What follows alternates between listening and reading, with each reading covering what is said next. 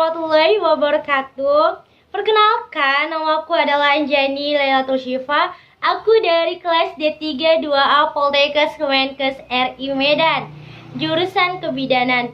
Nah, di kesempatan kali ini guys, aku akan membuat YouTube channel. Nah, jadi guys, di sini aku mau membagi informasi kepada kalian semuanya, khususnya bagi wanita-wanitaku semuanya. Ingat ya guys, khususnya bagi wanita-wanitaku semuanya. Kenapa aku bilang wanita? Ya karena aku wanita guys. Karena wanita ingin dimengerti. Bener kan? Wanita kan ingin dimengerti guys. Nah jadi guys, di sini aku mau membahas tentang kenapa sih kita bisa telat haid. Nah jadi itu guys, masalah sepele bagi kita kaum wanita. Nah jadi nih ada masalah, aku kok telat haid 2 bulan, aku kok telat haid 1 bulan ya. Kenapa ya? Aku normal nggak? Aku hamil nggak ya guys? Gitu kan? Pasti gitu kalian. Nah jadi ada literally orang yang bodoh amat gitu kan dengan menstruasi dia. Aku telat 2 bulan, telat sebulan, dia biasa aja, malah enak loh gitu kan. Nah jadi guys, aku mau membahas itu guys, mau membahas telat haid. Sebelum masuk ke video selanjutnya, kalian harus support video aku ini ya guys. Caranya gampang banget loh.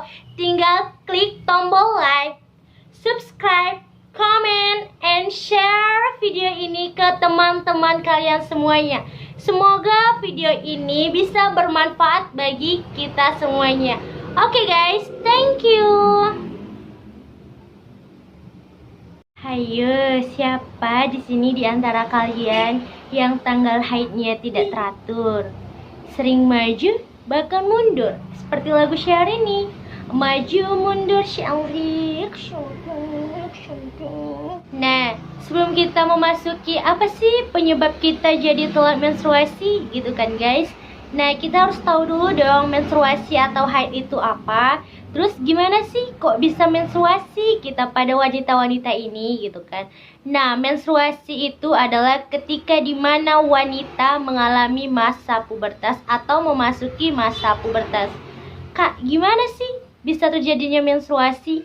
Nah, terjadinya menstruasi itu ketika dinding rahim atau endometrium yang menebal tidak terjadi pembuahan akan meluru di setiap bulannya. Jadi guys, singkat katanya gini aja. Di otak kita kan ada namanya area hipotalamus. Nah, hipotalamus ini berfungsi untuk mengeluarkan atau mensekresikan ataupun memproduksi sinyal-sinyal hormon-hormon yang ada di dalam tubuh kita seperti hormon GnRH. GnRH itu adalah gonadotropin relaxin hormone. Nah, jadi guys, urutannya itu ada GnRH, terus FSH, terus estrogen, terus LH dan progesteron. Nah, terjadilah namanya ovulasi. Apa itu ovulasi? Nah, ovulasi adalah di mana salah satu indung telur melepaskan sel telur.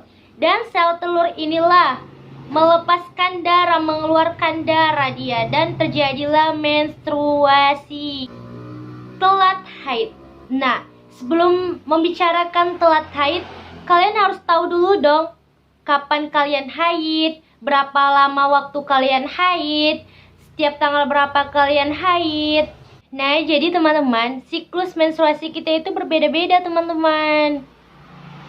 Nah, jadi teman-teman, siklus menstruasi yang normal pada kita, wanita, itu antara 21 hari sampai 35 hari dengan durasi 3 sampai 7 hari. Nah, jadi teman-teman, untuk siklus menstruasi ini bervariasi dia teman-teman. Kenapa aku bilang bervariasi? Bayangkan aja ya, bulan harinya itu nggak semuanya sama kan. Nih contohnya, Januari, Februari, Maret, April itu harinya beda-beda kan teman-teman.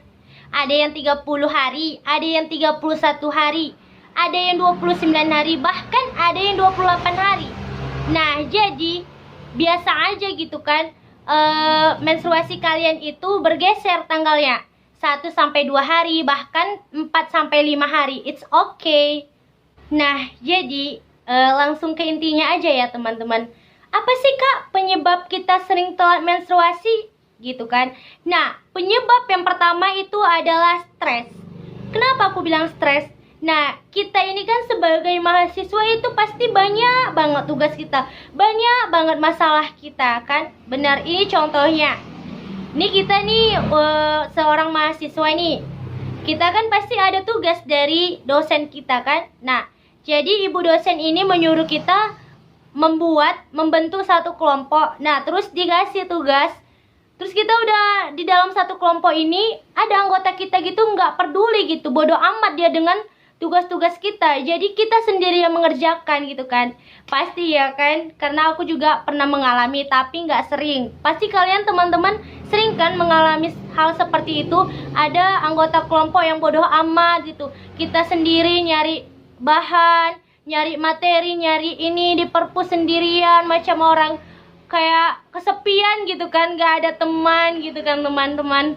Terus untuk yang kakak tingkat akhir ini kan ngurus skripsi, kayak mana ya dosen pembimbing aku, kayak mana ya skripsi aku, diterima nggak ya, gini gitu kan. Pasti kita stres kan cuma memikirkan itu. Terus kan kita sebagai wanita itu kan misalnya kita tuh punya gebetan gitu kan.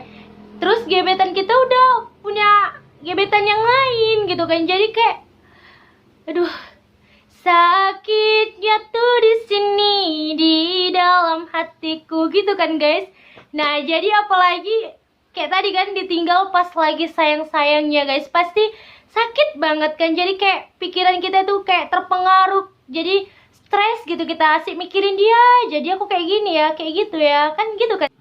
Nah, jadi teman-teman, stres ini akan berpengaruh dengan hormon kita. Jadi hormon yang berpengaruh dari stres itu adalah hormon kortisol. Hormon kortisol ini akan meningkat. Jadi hormon-hormon yang ada di dalam tubuh kita ini sangatlah banyak. Jika ada satu hormon yang tidak stabil ataupun tidak seimbang dengan hormon-hormon yang lain, maka hormon-hormon yang lain akan berpengaruh, akan terpengaruh, mempengaruhi cara kerja sistem reproduksi kita. Jadi cara mengatasi stres itu kita harus memperbanyak hiburan gitu, kayak menyenangkan diri kita sendiri gitu kan. Jadi kalau misalnya ada masalah, kita ceritakan dengan teman yang mungkin kalian rasa itu bagus gitu, curhat sama dia, dia pun akan memberi saran kepada kita gitu. Jangan kita ada masalah mengurung diri, kayak dendam sama orang itu. Jangan ya teman-temanku semuanya. Nah, jadi penyebab yang kedua itu adalah penurunan berat badan yang tidak stabil dan penaikan berat badan yang tidak stabil. Nih contohnya penurunan berat badan yang tidak stabil. Nih kita nih misalnya gemuk nih kan. Kan kita itu kayak ada rasa, aku jelek banget gitu kan, badanku besar banget kayak aku lah ya kan guys. Gendut kali pun aku, kayak mana lah ini, besar kali badanku gitu kan. Jalan pun susah, ini itu gitu kan. Pakai baju kurang cocok, kurang nyaman gitu kan.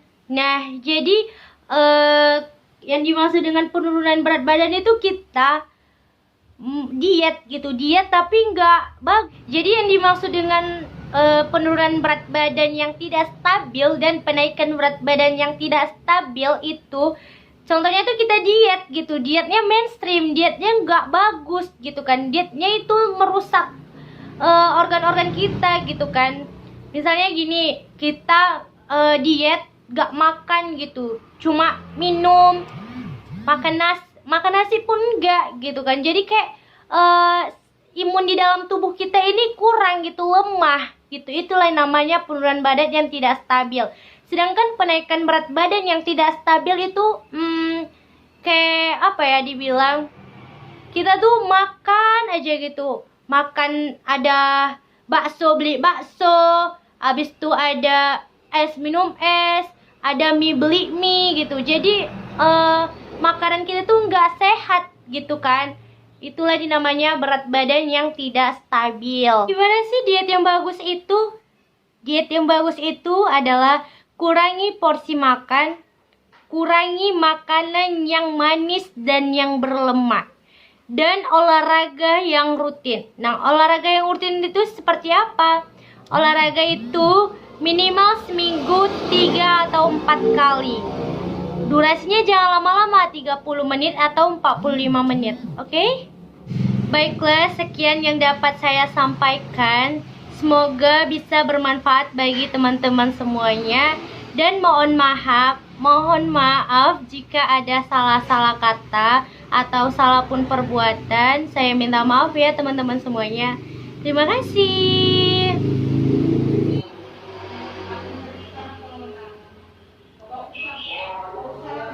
Aku capek guys. Capek. Aku dari tadi buat video. Suara mamaku. Jadi nggak bisa aku buat video. Mamaku lalat menelpon. Kayak gitu. Jadi nggak bisa aku buat video guys. Jadi jadilah pasangan hidupku.